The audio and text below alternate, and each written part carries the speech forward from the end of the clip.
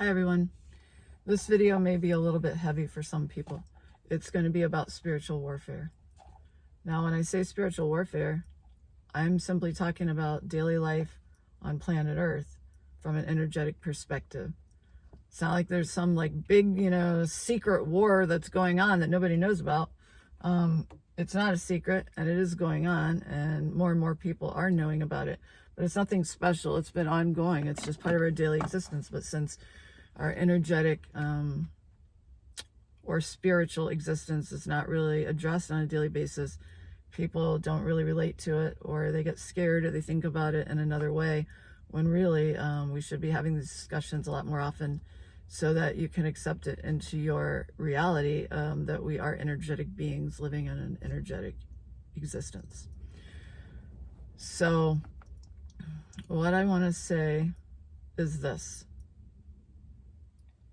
You hear people running around saying that the veil has lifted and things like that.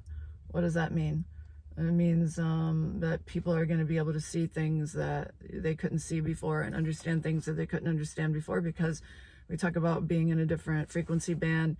You have the light spectrum, and whatever you can perceive is depending on what your brain is able to perceive. Like on a visible light spectrum, it's this many things to see, and the human beings perceive this much of it. So meanwhile, all these other things are appearing that are in this other frequency band. You just can't see them, you can't perceive them.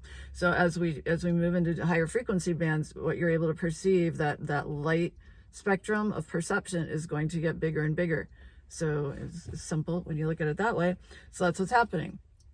So that's why what's been done in the dark will come to the light, and people are being exposed, and so many things are coming out because everyone can see them, where before they weren't able to.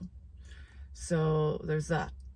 Now, what I'm seeing right now are two things going on, or one big thing going on, with two, of course, polarized perceptions of how to proceed in this event. And that is, as we just discussed, that things are much more visible. So you have the light rays who are here to work in a positive way. And so they knew that this was going to be coming, and they've been working on themselves and being much more vocal about it and much more open, so they can reach as many people as possible and teach them about this. And also taking personal responsibility, really the beingness of living an energetic existence, and the importance of your manifestations. Whether you consciously make them or not, you're still affecting your life and the lives of everyone around you, the collective consciousness. And once you realize that this to be true, you have to be responsible for it, if you want to do the right thing. So, and educate other people about it. So you have that going on. And then you have the people that have and always have and wish to continue being the people who rob, rape, steal, pillage, and use everyone around them. And they always have.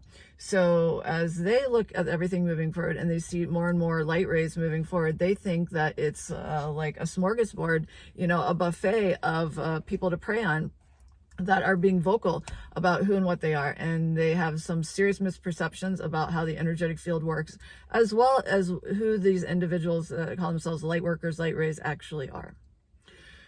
So I'm not certain that anyone who is fully operating within this field is going to hear anything I say, but I always say it anyway, in the hopes that I can help someone have a better understanding and have a better outcome for their lives and for the collective lives around them, because we are all connected, and everything we do and say affects everyone else. So what's happening is they are targeting the light rays because they think that, hey, they're suddenly everywhere now, and they're not going to come after me. They're not going to see it. They're not going to retaliate and stuff. And so they go for it. So what's happening is that with the energetics moving faster and faster, where before they weren't necessarily able to perceive everything that was happening or even make the relationship with it, they're getting punched in the face with what they sent out even faster. Because we are in a higher frequency field, the light rays that are moving with the higher frequency field, anything that you sent out, the chances of it sticking to them in the first place is much lower than it would have been in the past. So people are getting punched with much more of the return than they have before. and it's happening faster. So maybe for the first time in their lives, they're able to perceive, oh my God, that there is something going on here, you know? So that's one thing. And I lost my train of thought. So they're getting punched in the face. They think it's an opportunity, and really this other thing is happening. And they don't seem to know how to change directions, or if it's even possible to change directions. And I guess what I want to say is, yes, you can change at any given time. No one is going to save you. No one can save you. You have to save yourself. You're responsible for yourself. Everything that you create, you have to uncreate or change directions or choose for yourself. And seriously, for the energy that people put in full time to scam other people and hurt other people and rob and steal and rape and all these things that you do, you could have monumental success by now. So I really don't get it. You know, it's wasted energy. Anything negative you send out is just going to tear you down, and everyone around you that you care about. So I do not understand why anyone would put any energy there, because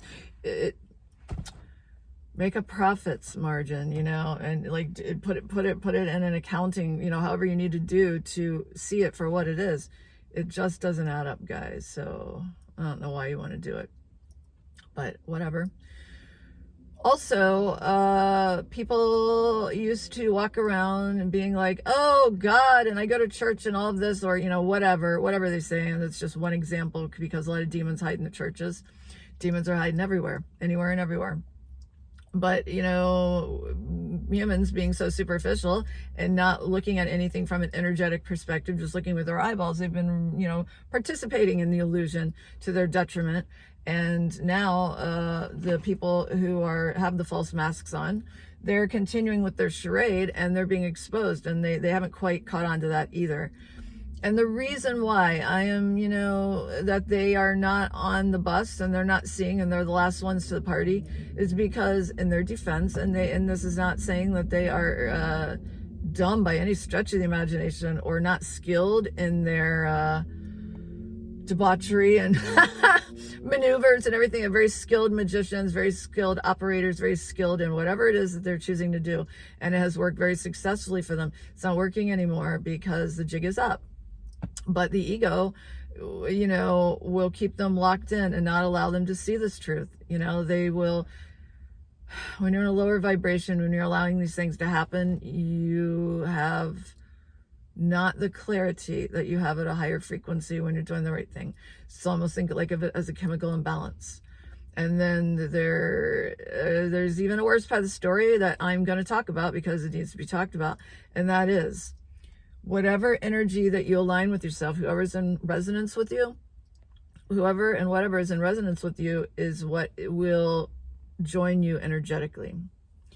So if you are calling in angels and you're looking to God, looking to the light, things like that, you're going to attract angelic type beings and people and friends. And I'm talking about the spiritual realm today, those are around you, as your comrades, as your assistants, you know, as your helpers.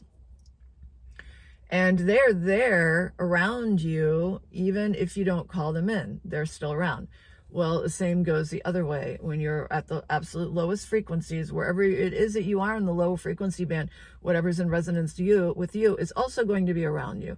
And when you have people that are consciously calling in entities to work with them, or if they're just indulging, calling in the most negative, hateful, jealousy, envy, anger, revenge type energies, though those are entities too. Those are, there's a word for it, can't think of it right now, but it's a thought form, being, you know, whatever. They're calling in all of that, and that's in them and around them too. And once that comes into your being, people are wondering when they hear the stories about the great atrocities and huge underground movements that are going on. And the argument that I often hear in defense of ignorance on this topic is that there's no possible way that you could have something that big to be hidden for so long with all the people on the planet. And I beg to differ. If you know anything about military operations, for instance, the need to know basis, compartmentalization, And it is operated as a military operation in this way: extreme compartmentalization. Left hand has no idea what the right hand is doing. And when something does get out of control, you guys watched COVID, and that was really a tiny, tiny, tiny thing compared to all of the topics, the level of horror that is involved in these things.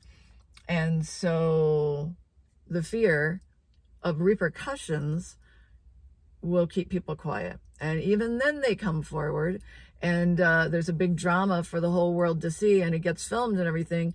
And the human beings that witness it are still too terrified to acknowledge it, whether they do it publicly or even within their own psyche, and they push it down and ignore it. And it's a big program that's running. So that's how that works. So what I'm saying is, if you are on the dark side and you see someone like me speaking and you hate us, that's fine. You know, I don't want to hang out with you either particularly, but I simply go the other way. I'm not out to, you know, set you on fire and send you back to hell. No, it's not my place. And, you know, you could go on about your business too, and you'd be better off going to your dark little corner, do your thing, do what you want to do.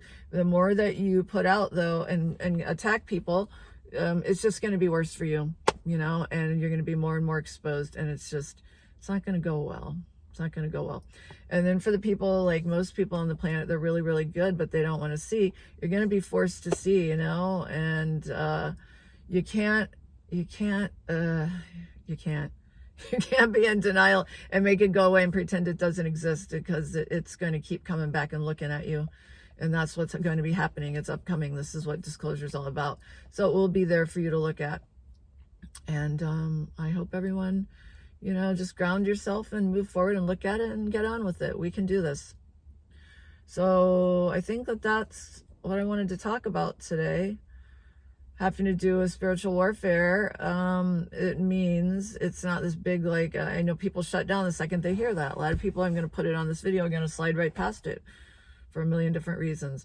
But I'm talking about acknowledging the fact that you live in a holographic universe, that you are a scalar wave generator. And that is how everything works. That's what it means when you say spiritual warfare. Spiritual world simply means the energetic world, the 5D world, the 4D world, whatever that's not physical, that is a real thing. And it will become more and more of a real thing moving forward. And you don't have to accept it. You don't have to look at it or anything, but it would be in your best interest to do that.